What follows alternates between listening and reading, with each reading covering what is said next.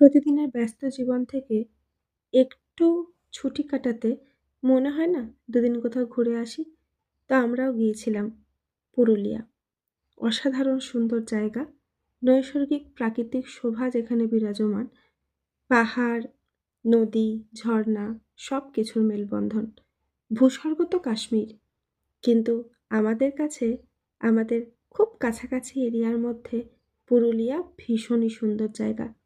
তোমরা যেতেই পারো সেখানে। সেখানকার মানুষের সরল সাধারণ জীবনযাপন এবং ভীষণ ভালো ব্যবহার তোমার মন কাড়বেই।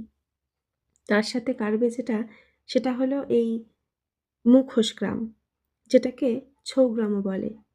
পুরুলিয়ার যে বিখ্যাত লোকসংস্কৃতি ছৌ নৃত্য, তার মুখোশ চাই এখান থেকেই। অসাধারণ তাদের হাতের কাজ। আমি তো নিয়ে এসেছি বিভিন্ন মুখোশ, তার ছবিও তোমাদের সাথে একদিন নিশ্চয়ই দেবো। তোমরা যদি যাও সেখানে, তোমাদেরও খুব ভালো লাগবে। আমি বলবো একবার ঘুরে এসো পুরুলিয়া। পুরুলিয়া গেলে কিন্তু তোমাদেরকে ছৌগ্রামে যেতেই হবে। তোমাদের খুব ভালো লাগবে।